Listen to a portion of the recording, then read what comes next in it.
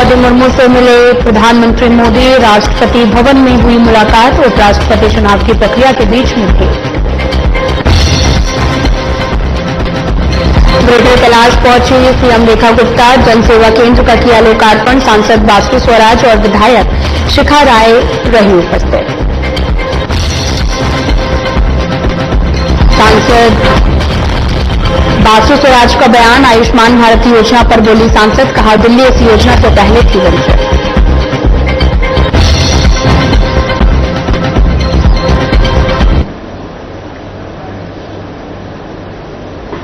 नमस्कार, मैं हूं आपके साथ अंकिता पाल। बुलेटिन की शुरुआत करते हैं। प्रधानमंत्री मोदी ने राष्ट्रपति भवन में राष्ट्रपति द्रौपदी मुर्मू से मुलाकात की।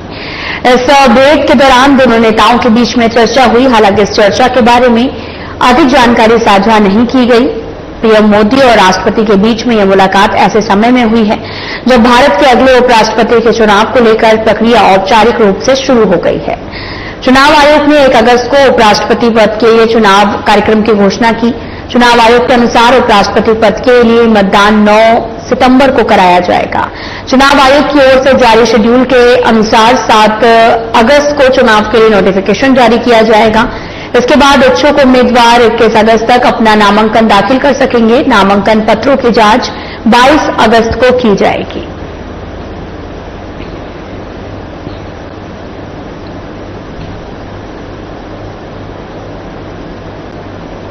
सीएम रेखा गुप्ता ने ग्रेटर कैलाश विधानसभा क्षेत्र में जनसेवा केंद्र का लोकार्पण कर जनसेवा के लिए समर्पित किया है और इस मौके पर सीएम रेखा गुप्ता ने कहा कि यह केंद्र प्रधानमंत्री नरेंद्र मोदी के सेवा और सुशासन के संकल्प को साकार करते हुए आम जनता की समस्याओं के समाधान, केंद्र और राज्य सरकार की योजनाओं की जानकारी, जरूरतमंदों को त्वरित सहायता पहुंचाने का प्रभावी माध्यम बनेगा। बीजेपी की डबल इंजन सरकार अंतिम पंक्ति के नागरिक तक विकास, सेवा और अधिकार समयबद्ध रूप से पहुंचाने के लिए संकल्पबद्ध है और इस अवसर पर सांसद बासु स्वराज और स्थानीय विधायक शिखा राय की गरिमामयी उपस्थिति रही है।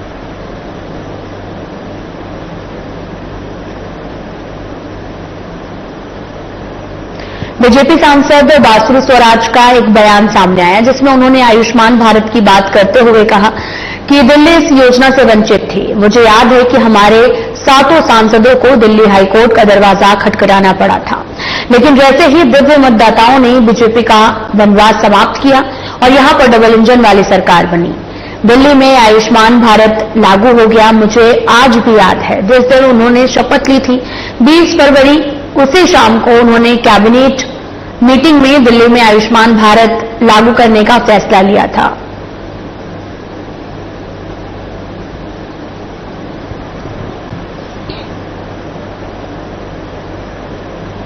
दिल्ली सरकार के शिक्षा मंत्री आशीष सूद ने कहा कि आत्मा राम सनातन धर्म कॉलेज के 66वें स्थापना दिवस पर कहा कि इस कॉलेज से जुड़कर मैं सचमुच गौरवान्वित महसूस कर रहा हूं। आप आगे बढ़ें, देश समाज के जिम्मेदार नागरिक बने, इसके लिए मेरी शुभकामनाएं आपके साथ हैं। NFRI NAC की रैंकिंग, NIRF की रैंकिंग में ऑल इंडिया 5 रैंकिंग वाला, और मैं अपने आप को बहुत गौरवान्वित महसूस करता हूं इस कॉलेज से जुड़े होने के नाते। और ज्ञानतोष जी जो यहाँ के प्राचार्य हैं, यहाँ की सारे प्रशासन ने इस कॉलेज को नई ऊंचाइयों तक पहुंचाए। यहाँ के छात्र अपनी भूमिका अदा करते समय देश और समाज के प्रति जिम्मेदार नागरिक बने, इसके लिए मेरी शुभकामनाएं। A++ मंत्री आशीष सूद ने कहा कि ऑपरेशन सिंदूर ने आपको बताते चलें कि भारत की ताकत का प्रदर्शन किया है। इसने भारत के स्वदेशी हथियारों की शक्ति का प्रदर्शन किया। इसलिए आने वाले समय में दुनिया में कोई भी इस देश के 140 करोड़ भारतीयों की ताकत को चुनौती नहीं दे पाएगा। सिंदूर ने भारत के सामर्थ्य की ताकत बता दिया। ऑपरेशन सिंदूर ने भारत के इंडिजीनियस हथियारों की ताकत को बता दिया है। इसलिए आने वाले समय में विश्व में भारत के इस 140 करोड़ देशवासियों के सामर्थ्य को कोई चुनौती। दिल्ली के रोहिणी में लक्ष्मी ताऊ फाउंडेशन एनजीओ की ओर से रक्तदान शिविर का आयोजन किया गया। लक्ष्मी फाउंडेशन में देश के कोने कोने से लोग रक्तदान करने के लिए पहुंचे। राजनीतिक जगत के कई दिग्गज नेताओं ने भी रक्तदान शिविर में हिस्सा लिया। वहीं दिल्ली कांग्रेस कमेटी के अध्यक्ष देवेंद्र यादव ने कार्यक्रम में शिरकत की और कहा कि मैं लक्ष्मी तारू फाउंडेशन को बधाई देना चाहता हूं। पिछली बार इन्होंने एक भी जगह पर करीबन 2000 यूनिट ब्लड डोनेट करके विश्व रिकॉर्ड बनाया था। दुर्घटना के समय सबसे पहले ब्लड डोनर की भी याद आता है और ब्लड डोनेशन सबसे पुनीत कार्य होता है। मैं आशा करता हूं कि इस बार भी ये लोग पिछला रिकॉर्ड तोड़ेंगे और समाज को एक संदेश देने का काम करेंगे। देखिए, मैं धन्यवाद करना चाहता हूं लक्ष्मी तारू फाउंडेशन का, जो हर वर्ष ये ब्लड डोनेशन कैंप जो है यहाँ लगाते हैं। और मुझे खुशी है हर्ष है इस बात का कि पिछली बार इन्होंने एक ही जगह पर सबसे ज्यादा ब्लड डोनेट करने का वर्ल्ड रिकॉर्ड कायम किया। लिम्का बुक ऑफ रिकॉर्ड्स में वो दर्ज है। 2000 के करीब इन्होंने यूनिट्स पिछले साल दी थी। निश्चित ही आज के समय में ऐसे कार्यक्रम को आयोजित करने के लिए मैं मुबारकबाद देना चाहता हूँ मनोज जी को, हमारे पंकज जी को, हमारे सभी सहयोगियों को, जो एक खूबसूरत कार्यक्रम आयोजित करते हैं।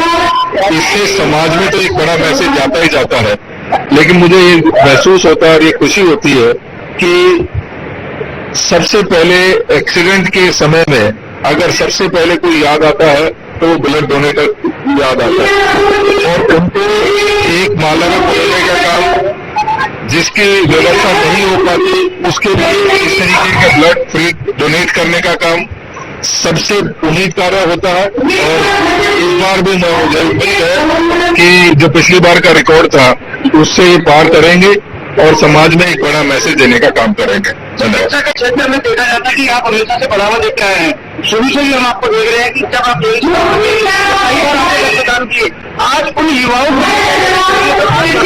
रक्तदान कर रहे हैं। बहुत जरूरी है और बहुत खुशी की बात है कि एक ही मौके एक जगह पर इतनी बड़ी तादाद में अगर बच्चे आ रहे हैं, लोग आ रहे हैं, महिलाएं आ रही है, तो ये अपने आप में दर्शाता है कि इंटरेस्ट, बिना इंटरेस्ट के वो लोगों की समाज की सेवा करना चाहते हैं। मेरे दिल के बहुत करीब है, चाहे वो ब्लड डोनेशन कैंप्स हो, चाहे महिलाओं के उत्थान के कार्यक्रम हो, या खास तौर पे बच्चों के खेल कूद के कार्यक्रम हो। निश्चित ही वो हमें बहुत खुशी भी देते हैं। और इस मौके पर तो मैं यहाँ की कमेटीज का, लायंस क्लब का, रोटरी क्लब का, हमारे दूर दूर से चल के हमारे राजकुमार भाई हैं, डिस्ट्रिक्ट के अध्यक्ष हैं, भाई तरुण कुमार जी हैं जो हमारे सेक्रेटरी AICC रहे हैं, जो हमारे बीच में आए हैं, भाई उस्मान जी हैं, PK मिश्रा जी हैं, पंकज जी हैं। मैं देख रहा हूँ कि पूरी दिल्ली से यहाँ पर साथी आए हैं और मैं सभी की तरफ से धन्यवाद भी करूंगा। एनसीपी एससीपी नेता जितेंद्र आव्हाड के सनातन धर्म संबंधी बयान पर बीजेपी सांसद संबित पात्रा ने कहा कि वे महाराष्ट्र के नेता हैं और शरद पवार की पार्टी से हैं। एक बार फिर उन्होंने सनातन धर्म के लिए अपमानजनक भाषा का इस्तेमाल किया है। उन्होंने कहा कि सनातन धर्म ने भारत को नष्ट कर दिया है।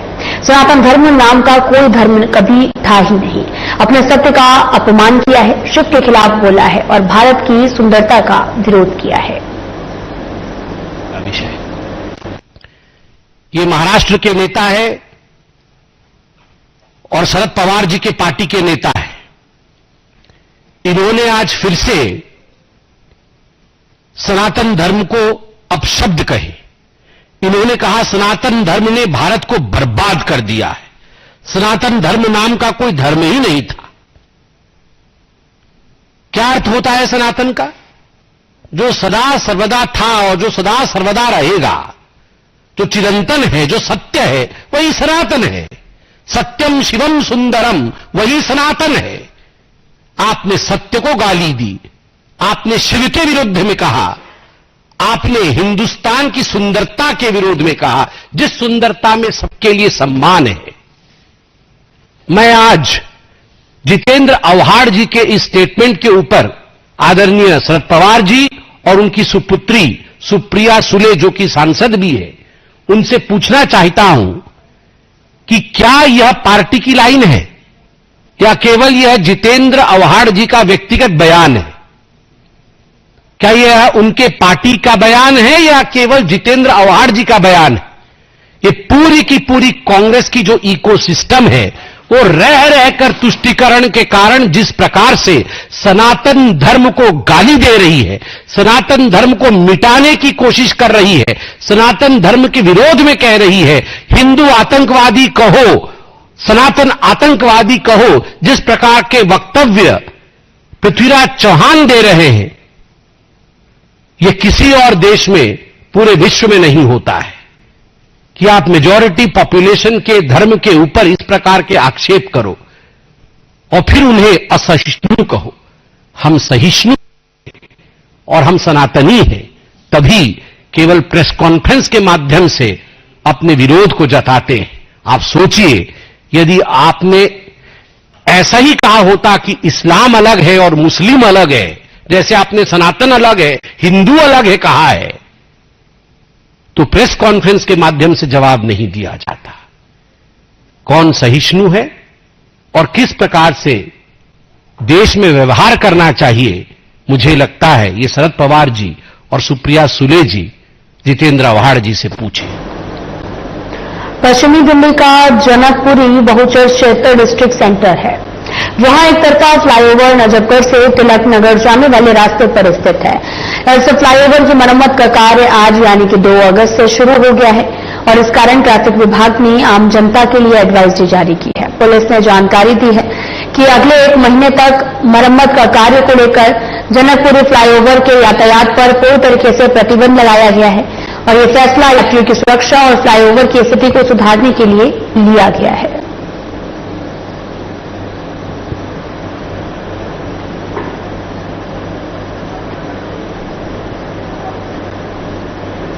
थाना तिलक नगर इलाके के न्यू महावीर नगर इलाके में शिव शक्ति मंदिर के पास बिजली खंभे में आग लग गई है। पोल में हुए तेज धमाके के कारण बीच रोड पर बिजली की वायर गिर गई, जिसके कारण पूरा रोड जाम हो गया है।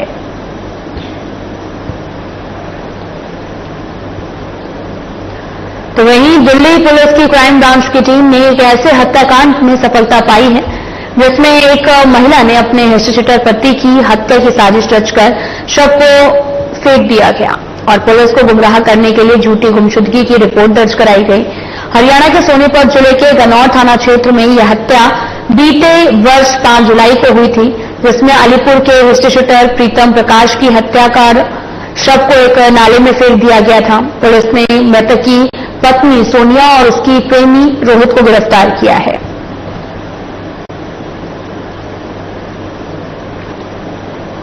दिल्ली के मानसरोवर गार्डन इलाके के जी ब्लॉक में सुबह सुबह एक विशाल पेड़ गिर गया, जिसके बारे में स्थानीय महिला प्रियंका कालरा ने बताया कि वह सुबह यहां से निकल रही थी, तभी अचानक से विशाल पेड़ 2 गाड़ी के ऊपर गिर गया और उसी वक्त एक स्कूटी सवार युवक वहां से गुजर रहा था जो बाल बाल बच गया। तो वहीं महिला के कॉल करने के बाद प्रशासन ने कोई कार्रवाई नहीं की। वहीं इस हादसे के बाद पेड़ बिजली के तारों पर पड़ा हुआ है।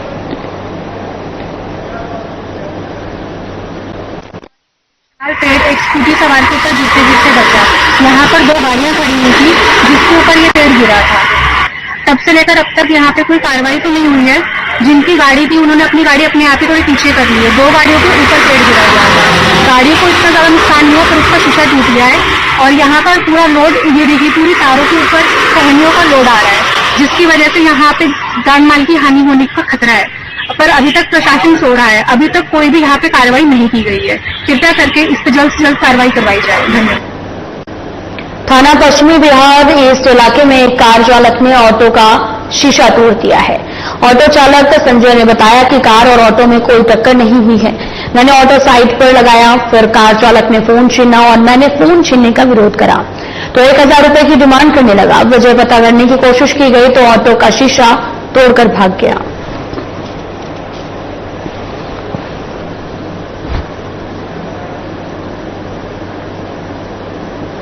दिल्ली की सीएम रेखा गुप्ता ने बड़ा ऐलान किया है। मुख्यमंत्री रेखा गुप्ता ने कहा कि 2011 से बने हुए ये फ्लैट जो कि गरीब झुग्गीवासियों को दिए जाने थे, अरबों रुपए का इस पर फंड लगा है, लेकिन सरकार की लापरवाही और बदनीयती ने इन फ्लैट्स को झुग्गी वालों को देने से हमेशा रोका है।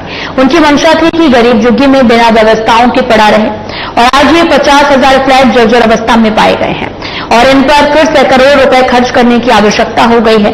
जनता की चुनी हुई बीजेपी की सरकार मन से यही चाहती है कि हर झुग्गीवासी को रहने के लिए छत मिले, घर मिले, बहन बेटियों को सुरक्षित माहौल मिले। ये काम करने के लिए दिल्ली सरकार प्रतिबद्ध है। हम जरूरत पड़ने पर 10 लाख मकान बनाने की तैयारी में हैं। गरीब जनता को आवंटित करेंगे, जिससे हर एक को सुरक्षा मिलेगी, बेहतर भविष्य मिलेगा। ये फ्लैट जो गरीब झुग्गी वासियों को दिए जाने थे, अरबों रुपए का इस पे फंड लगा, पर सरकार की बेपरवाही और बदनीयती ने इन फ्लैट्स को झुग्गी वाले को देने से हमेशा रोकते रहे। उनकी मंशा थी कि गरीब झुग्गी में पड़ा रहे, बिना सुविधाओं के, रोजाना शौचालय और स्नानघर जैसी व्यवस्थाओं के लिए जूझता रहे। वहां की बहन बेटी रोज अपमान का घूंट पी के जीती रहे, परंतु उन्होंने एक भी मकान को देने का प्रयास नहीं किया। आज ये 50,000 फ्लैट जो जर्जर अवस्था में हो गए हैं, जिनको फिर से करोड़ों रुपए खर्च करने की आवश्यकताएं खड़ी हो गई हैं, परंतु जनता की चुनी हुई भारतीय जनता पार्टी की सरकार जो दिल्ली में आज है, मन से ये चाहती है कि हर झुग्गीवासी को रहने के लिए छत मिले, घर मिले, बहन बेटियों को सुरक्षित माहौल मिले, सारी व्यवस्थाएं मिले, चाहे वो स्नान घर हो, चाहे शौचालय हो और चाहे सुरक्षा हो, चाहे बच्चों के खेलने के लिए पार्क हो और चाहे लाइट, पानी, सीवर की व्यवस्था हो। ये काम करने के लिए दिल्ली सरकार प्रतिबद्ध है। आदरणीय प्रधानमंत्री नरेंद्र मोदी जी के विजन और उनकी कही हुई बात कि हर गरीब को घर मिलेगा, उसको काम करते हुए उस विषय के लिए हम दिन रात काम कर रहे हैं। हर वो संभव प्रयास जो झुग्गी वालों के लिए मकान देने के लिए हो सकता है, वो हम कर रहे हैं। हमारी पूरी टीम, हमारे सारे अधिकारी, हमारे मंत्री, हम सब लोग लगे हैं। हम चाहते हैं कि एक एक झुग्गीवासी को हम घर दें, और इसीलिए हमने बिल्कुल सख्त दिशा निर्देश दिए हैं कि कोई भी एजेंसी हो, ये कह दिया गया है कि किसी झुग्गी को तोड़ने के लिए जाए ना। सरकार जब तक उन्हें पक्के मकान ना दे ले, तब तक हम नहीं चाहते कि किसी के भी करहाने की आवाज हमारे कानों तक आए, और ना ही विपक्ष की पार्टियों को इस तवे पे अपनी रोटी सेकने का अधिकार है। जिन्होंने वर्षों तक झुग्गी वासियों को एक मकान देने का प्रयास नहीं किया, आज वो झुग्गी टूटने पे रोते हैं, चिल्लाते हैं, गाली गलौज करते हैं। मैं उनसे पूछना चाहती हूँ, आपने क्यों नहीं ये फ्लैट उन्हें दे दिए? क्यों इनको जर्जर होने दिया? ये काम हमें क्यों करना पड़ा? क्या आप हमारा इंतजार कर रहे थे कि भाजपा की सरकार आएगी और वो गरीबों को मकान देगी? दिल्ली में लगभग 10 लाख लोगों को मकान दिए जाने की आवश्यकता है, जो हमें लगता है। ये तो फिर भी 50,000 मकान है। हम जरूरत पड़ेगी तो हम 10 लाख मकान भी बनाने की तैयारी करेंगे और गरीब जनता को देंगे। किसी को भी बारिश में भीगने के लिए, ठंड में कांपने के लिए या शौचालय, स्नान घर के लिए घूमने के लिए नहीं छोड़ेंगे। हर एक को सुरक्षा मिलेगी, हर एक को बेहतर भविष्य मिलेगा। दिल्ली सरकार ने झुग्गियों को लेकर एक बड़ा आदेश जारी किया, जिसको लेकर दिल्ली के सीएम रेखा गुप्ता ने कहा कि दिल्ली की कोई भी झुग्गी बिना पुनर्वास के नहीं हटाई जाएगी। गरीबों के सम्मान और अधिकार की रक्षा के लिए हमारी सरकार ने एक बड़ा कदम उठाया है, संवेदनशील निर्णय लिया है। रेलवे, डीडीए समेत सभी संबंधित विभागों को स्पष्ट निर्देश दिए गए हैं। जब तक पुनर्वास की पूर्व वैकल्पिक और मानवीय व्यवस्था नहीं हो जाती है, तब तक राजधानी में किसी भी झुग्गी को न तोड़ा जाए।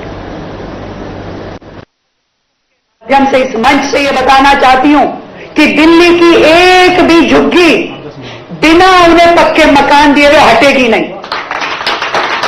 हम उन्हें रोजगार भी देंगे, हम उन्हें स्किल भी देंगे, हम उन्हें घर भी देंगे। अगर पॉलिसी में बदलाव करने की जरूरत होगी तो पॉलिसी में बदलाव भी करेंगे। पर मेरे नेता, देश के प्रधानमंत्री नरेंद्र मोदी जी ने कहा है कि लोगों को वहीं मकान मिलेगा तो उनको मकान मिलेगा। कैबिनेट सहयोगी आशीष सूद और सांसद योगेंद्र चंदोलिया ने सुल्तानपुर स्थित DDA DUSIB flat site A3 का निरीक्षण किया है और पूर्ववर्ती सरकारों की उदासीनता और दुर्भावनापूर्ण नीतियों के चलते 2011 से तैयार ये फ्लैट सालों तक वीरान पड़े रहे। अरबों रुपए खर्च होने के बावजूद भी इन्हें झुग्गीवासियों को नहीं सौंपा गया। प्रधानमंत्री मोदी के सबके साथ सबका विकास के संकल्प से प्रेरणा लेते हुए हमारी सरकार 50,000 फ्लैट्स का नवीनीकरण कर रही है, जिनमें बिजली, पानी, शौचालय, सीवर और बैंक, बार जैसी जो सुविधाएं हैं वो उपलब्ध कराई जाएंगी। और हमारा लक्ष्य है कि दिल्ली के झुग्गीवासियों को सुरक्षित, स्वच्छ और गरिमामय जीवन मिले।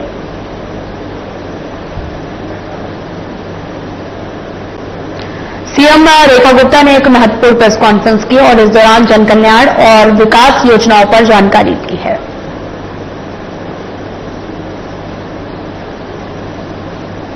विधानसभा सत्र 4 अगस्त से शुरू होगा, जो कि 8 तारीख तक चलने वाला है और पहली बार दिल्ली के इतिहास में दिल्ली विधानसभा अब ई विधानसभा होगी, पेपरलेस होगी।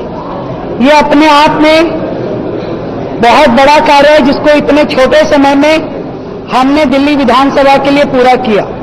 केंद्र ने इसमें हमें फाइनेंशियल मदद की, दिल्ली सरकार ने भी अपना हाथ उसमें आगे बढ़ाया और मिल करके दिल्ली विधानसभा ई विधानसभा बन रही है। सब कुछ डिजिटलाइज हुआ है। इसके अलावा 500 किलोवाट सौर ऊर्जा संयंत्र दिल्ली विधानसभा पे लगा। वो विधानसभा पूरी तरीके से सौर ऊर्जा पे आधारित है। ये भी दिल्ली एक मॉडल विधानसभा के रूप में बड़ा कार्य जो दिल्ली में हुआ। ये सभी चीजें लगातार पॉलिसी रिफॉर्म की दिशा में आगे बढ़ रही हैं। दिल्ली सेक्रेटरीट भी पूरी तरीके से हम डिजिटलाइज कर चुके हैं। आज हमारी सारी फाइलें ई फाइल के माध्यम से जा रही है, ई साइन हो रहे हैं और धीरे धीरे सेक्रेटरीट को भी हम पेपरलेस करने की दिशा में आगे बढ़ रहे हैं। इससे पहले कभी भी कोई भी फाइल डिजिटली नहीं जाती थी। उसमें कहीं ना कहीं सरकार की नीयत और नीति दोनों पे क्वेश्चन मार्क लगता था। मैं इस बात की अनाउंसमेंट करते हुए बहुत ही प्रसन्न हूं। दिल्ली विकास की राह पे लगातार आगे बढ़ रहा है। दिल्ली में नीतिगत परिवर्तन भी हो रहे हैं और टेक्नोलॉजी का भी उपयोग हो रहा है। छोटे से छोटे चीज हो, गड्ढे, जल भराव से लेकर के बड़े से बड़े नीतिगत फैसले जो हमने 24/7 एस्टेब्लिशमेंट दिल्ली में काम कर पाएंगी। अपनी शॉप्स एंड एस्टेब्लिशमेंट एक्ट में हमने इसमें जोड़ा। महिलाएं अब 9 बजे के बाद भी काम कर पाएंगी, वो हमने इसमें जोड़ा। और लगातार दिल्ली में परिवर्तन, पॉजिटिव परिवर्तन चल रहा है। बहुत खुशी है मुझे। आज माननीय विधायकों के साथ बैठकर के पूरी चर्चा की गई और दिल्ली में दिल्ली विधानसभा के इस सत्र में एजुकेशन बिल लेके आया जाएगा, जो कि चर्चा के लिए पूरी तरह से पटल पे रखा जाएगा। धन्यवाद। केंद्रीय स्वास्थ्य मंत्री जेपी नड्डा ने 15वें राष्ट्रीय अंगदान दिवस के अवसर पर आयोजित कार्यक्रम में अंगदाताओं को सम्मानित किया है और साथ ही कहा कि 2024 में देश ने नया कीर्तिमान स्थापित किया। करीब 18,900 ट्रांसप्लांट किए गए, जो कि एक साल के अंदर सबसे ज्यादा है।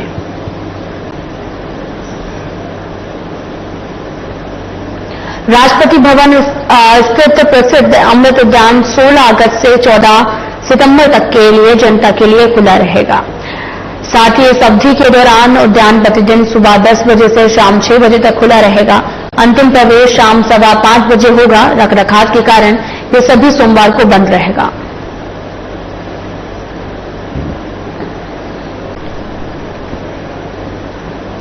तो वहीं चुनाव आयोग ने बूथ स्तर के अधिकारियों का पारिश्रमिक दोगुना कर दिया है और साथ ही मतदाता सूची तैयार करने और पुनरीक्षण कार्य में शामिल बीएलओ पर्यवेक्षकों का पारिश्रमिक भी बढ़ा दिया है।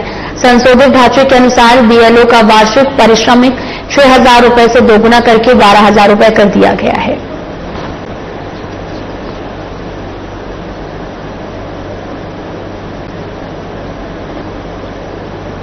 पीतमपुरा में पावन शिव पुराण महाकथा आयोजित की गई और इस अवसर पर बतौर मुख्य अतिथि सीएम रेखा गुप्ता ने शिरकत की और कहा कि पावन शिव पुराण कथा में सहभागिता एक अत्यंत दिव्य और शांति प्रदान करने वाला अनुभव रहा। यह हमें सिखाता है कि धर्म, तप, करुणा और न्याय से जुड़कर हम कैसे अपने जीवन और समाज दोनों को दिशा दे सकते हैं। भगवान शिव से प्रार्थना करती हूं कि उनकी कृपा हम सभी पर सदैव बनी रहे। फिलहाल में इतना ही। नमस्कार।